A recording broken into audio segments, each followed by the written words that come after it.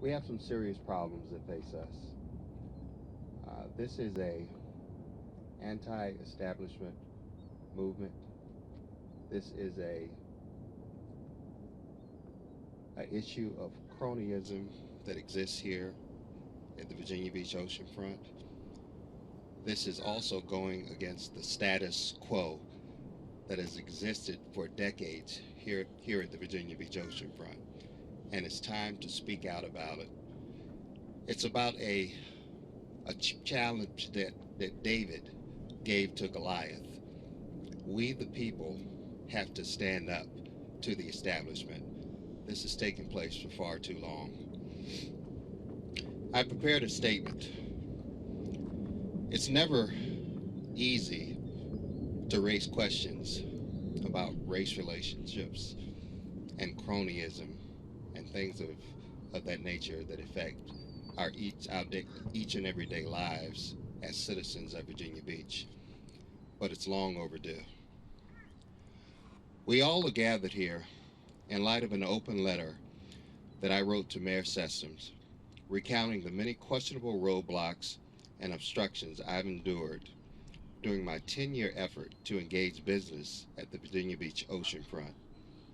It is not my intent to merely lament my own ability to secure a deal as a developer in the city, but rather to start a meaningful dialogue about the lack of diversity and inclusion at the city's economic power structure. In response to my concerns about inequality and racial bias and exclusion, Mayor Sessoms provided overly simplistic answers to the press, saying that lack of minority participation in business and investment at the oceanfront doesn't have one thing to do with race, as far as I'm concerned. It is all too easy for a member of the empowered group to dismiss the level of experiences of those that have been historically disenfranchised. But it is the mayor's civic obligation to act based on facts and not on his perception about the way things are. Mayor Sessoms refused to initiate a science based study, perhaps out of fear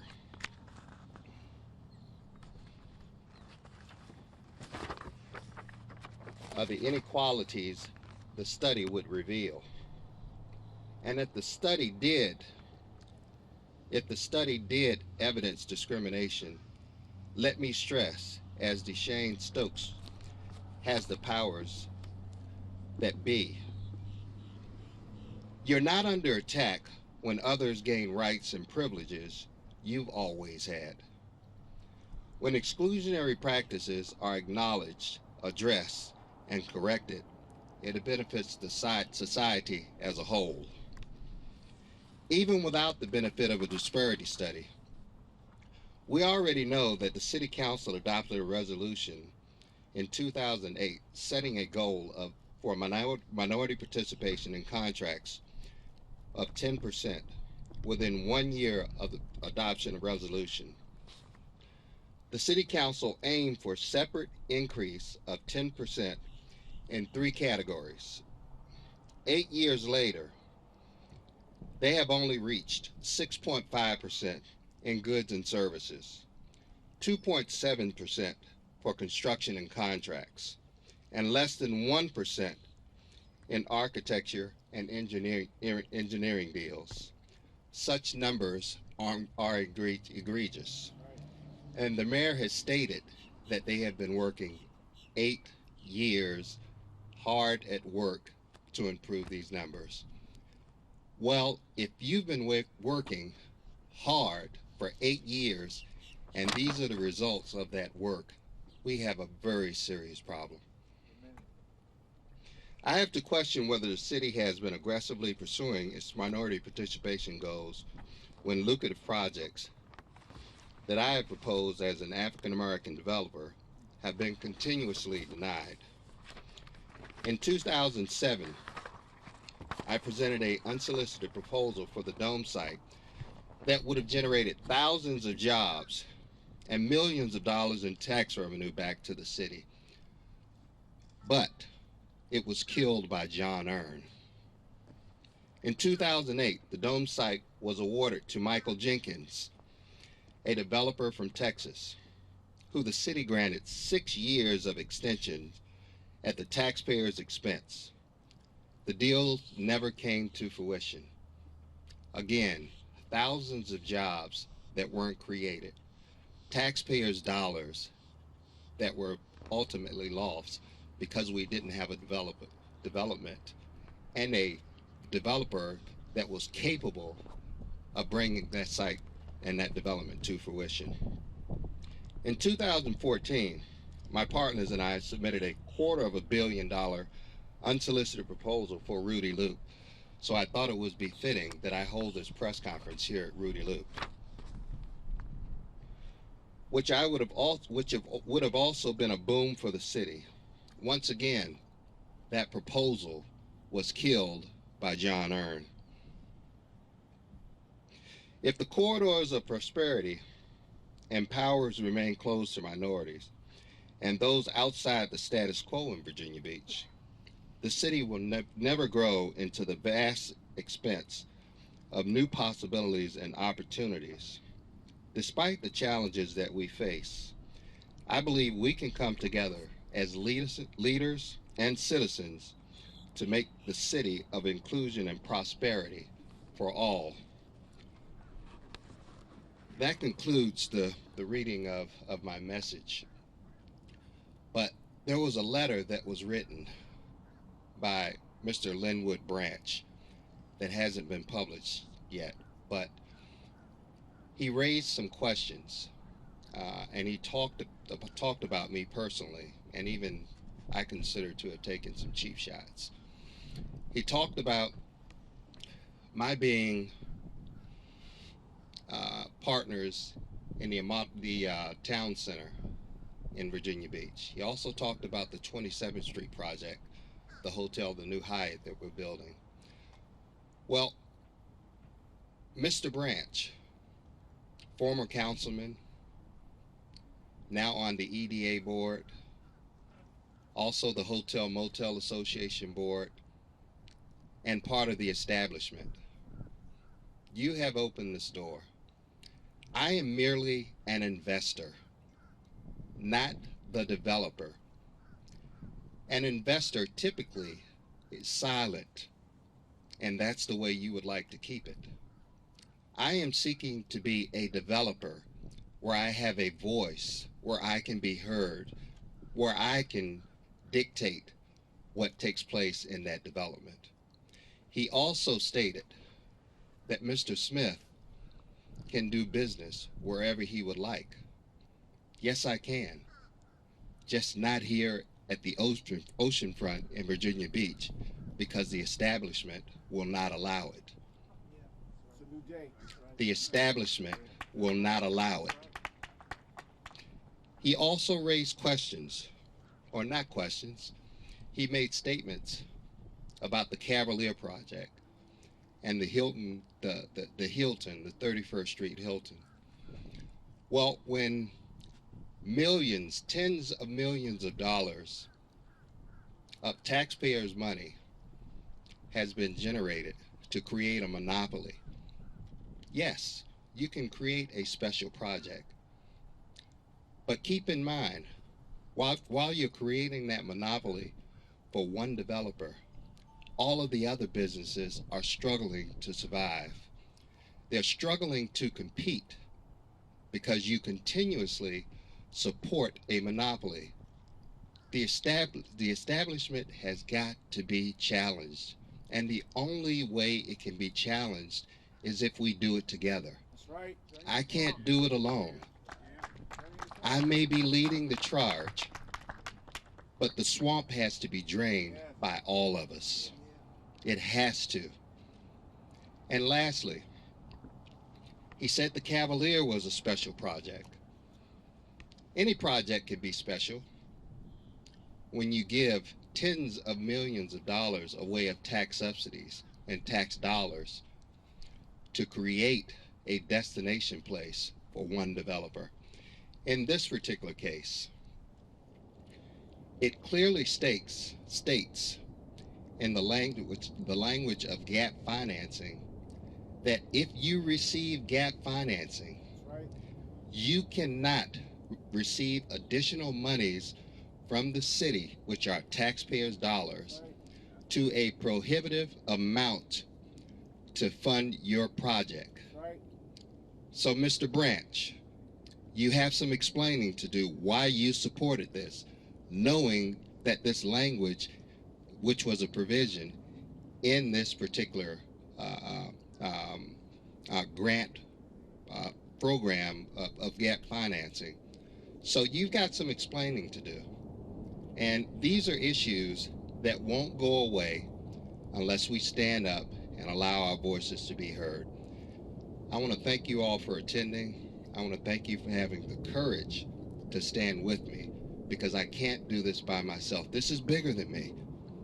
This is about a history and a culture of doing business for decades that not only has excluded minorities, but it's affected other businesses because they're struggling to compete with the establishment. This is about a level playing field. This is a question of fairness, and we've got to do something about it. Enough is enough. Thank you. If anyone has any questions, I will certainly do my best to try and answer them.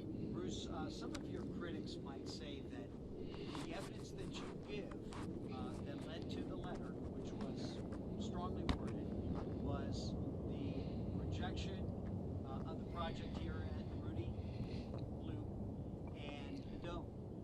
My question is, are those two examples enough to warrant the letter that you wrote? And number two, when the Dome was rebid and the Peterson companies were the only company to bid for that Dome site, how come you didn't do it, keeping in mind that in our interview with Will Sessoms, he said he encouraged you to do that? I am glad you brought that up. I will start with the latter question, and you'll have to. Could you repeat that question one more time? The question is, No, I can hear him, and I'll repeat it back to you. the question is, your critics say that the evidence does not support the type of letter you wrote. That you Okay, wrongly rejected- okay. Okay. Let's start with that. The letter that I wrote, the evidence does not concur with the type of letter that I wrote. This letter was filled with questions, raising issues about race and cronyism based upon my personal experience and my 10-year history of trying to do business at the Virginia Beach's oceanfront. That's why this letter was written, and that's why these questions were asked. But okay, so the first one was Rudy Loop. They've rejected everyone. They don't want this to be developed. Then they rejected you at the Dome site. The question is, when it was rebid and the Peterson companies were the only company that put in a bid, and you were encouraged by Mayor Sessoms to put one in, how come you didn't put one in? The mayor never encouraged me to put a bid in 2008. So let's get that off of the table. Well, how come you didn't? I will get to that, and I will address that. In 2007, when I submitted a proposal, I worked on that proposal for 2 years, trying to put that proposal together. John Earn killed it. His exact words: "We don't want a cookie cutter project, and we don't want a chain restaurant." That chain restaurant happened to have been that we were trying to get to the Dome site was ESPN Zone. There's cities all around the country that would love to have an ESPN Zone, but yet John Earn called it a chain restaurant. Right. Yeah. Well, but And the question goes, why didn't you put in a new bid and try it again? once a local, once the lead council person in that district kills your proposal, it's dead on arrival. It is dead on arrival. No other council person will bring it or touch it or try and influence that council person to relive that development opportunity. So let's be clear about that, Andy. Don't let them muddy the water and distract you from the point and what's actually going on. Can you give any other examples of projects that have been rejected? Also, let's talk about this. Just a few weeks ago, the mayor stated in front of Dr. Harvey at Hampton University that I should have won the dome site years ago. So you might want to do a fact check on that to see if he will admit that he said that. Have there been any other projects that have been rejected? You didn't elaborate on that, though. Well, You're going to do a fact check yeah, on that. I'll do a fact check on Okay. that, but I'm just hearing about it for the first time. But are there any other projects that they have rejected that would lead to the statements that you wrote in that letter? Well, they rejected the dome site, and my conclusion is they're trying to save the site for their favorite developer. Let's be clear. But the Peterson companies were given the bid The Peterson company was given the bid when? for the dome site. I'm not talking about the dome You site just now. said dome site. Oh, You're talking well, about excuse me. Rudy. I was talking about I Rudy. understand. That's exactly right. Now, the Peterson, now let's keep in mind, hindsight, you wish you would have bid for the Andy. dome site again? Andy, you're not listening to what I said. When the lead council person in that district kills your deal, no other council person will touch it. They won't bring it back to life. They won't do anything to make the level playing field that it should be. So let's be clear about that. When John Earn killed the deal in 2007, there was no turning back. It's called systemic.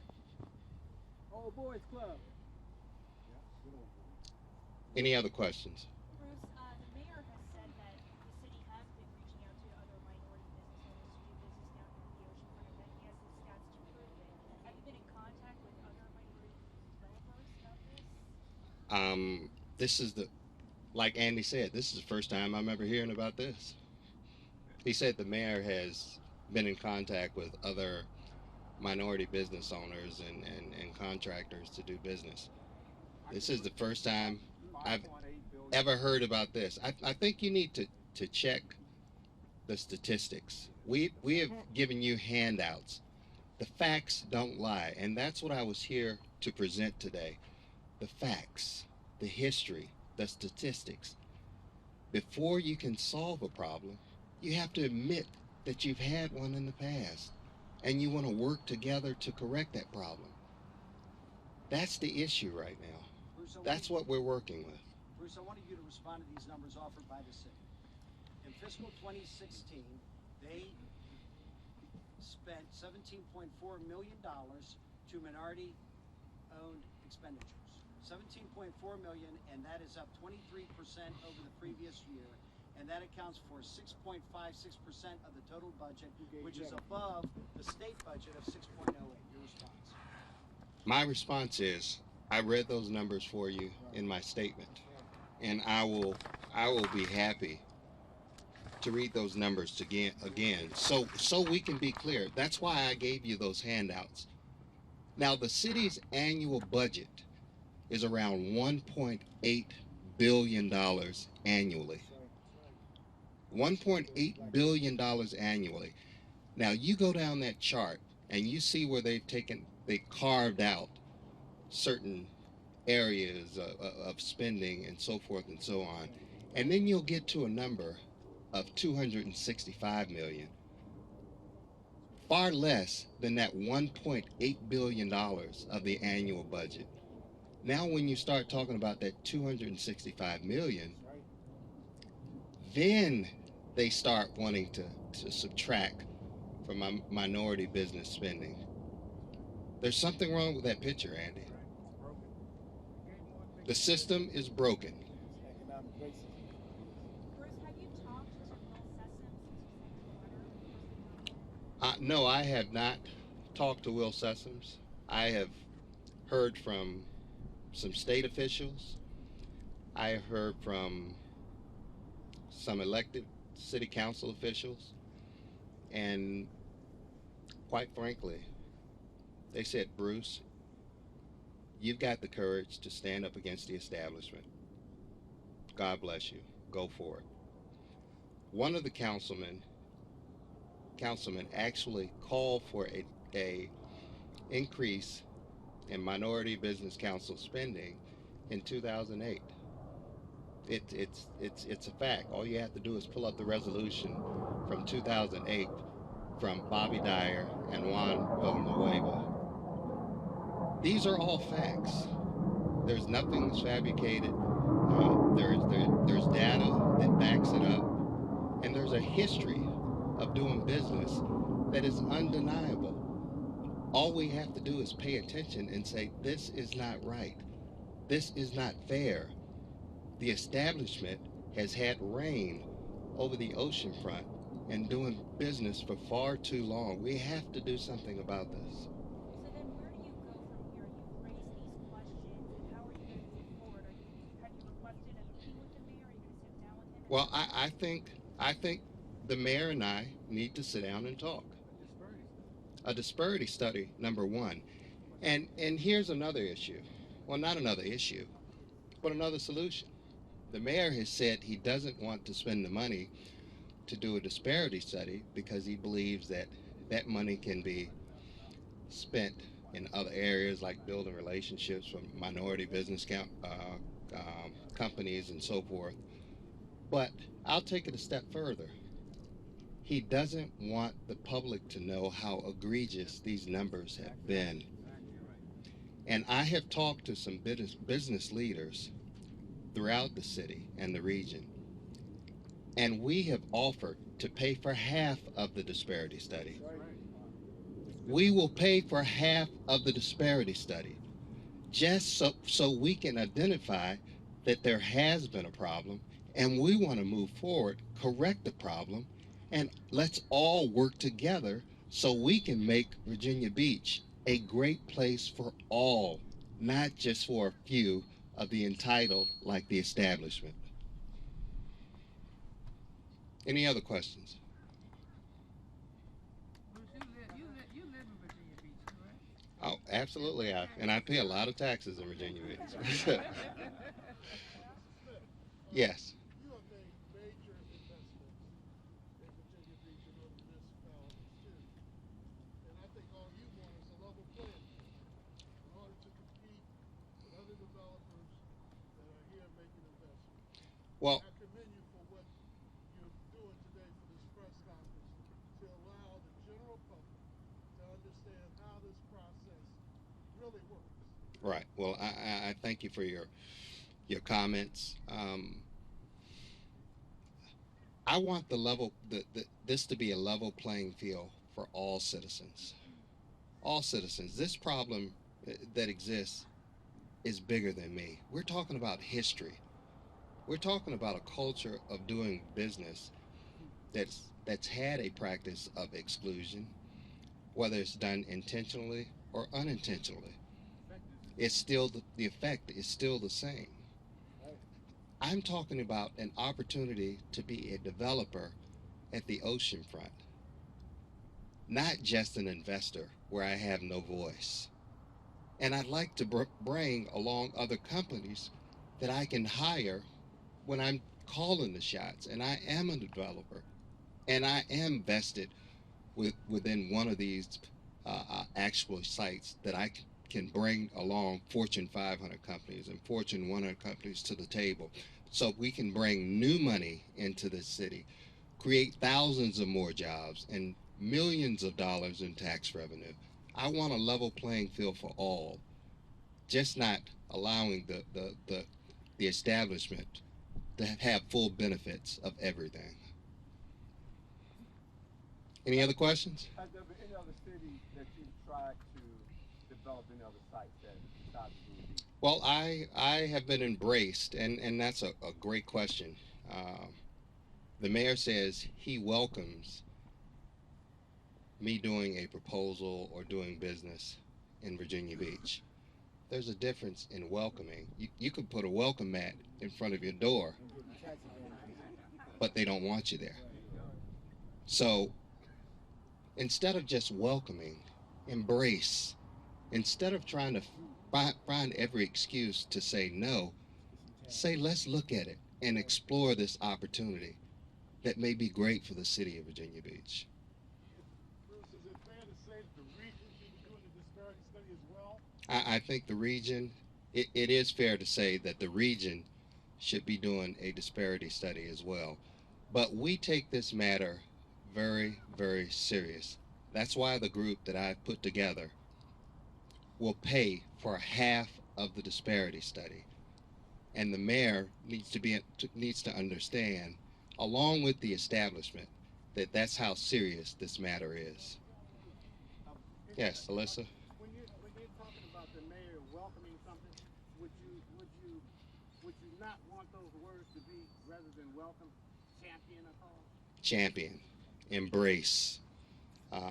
Those are the kinds of responses that would be befitting instead of just using the cliche of welcoming. Again, I can put a welcome mat on my front door. That doesn't necessarily mean that I want you there. Bruce, Alyssa? You had mentioned the embracing versus welcoming.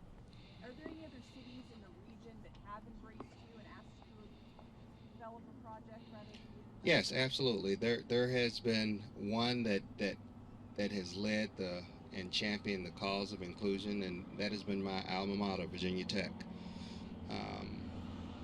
And I even discussed this matter with leaders at Virginia Tech. I discussed this matter with Pro Football Hall of Famer, my head coach, Marv Levy. I discussed this matter with the president at Pro Football Hall of Fame, along with other elected officials, along with citizens, business leaders, community leaders, and they said this must be done. That's why I stand here today. All right, thank you very much. Thanks everyone for coming out, and I really appreciate the support. Thank you.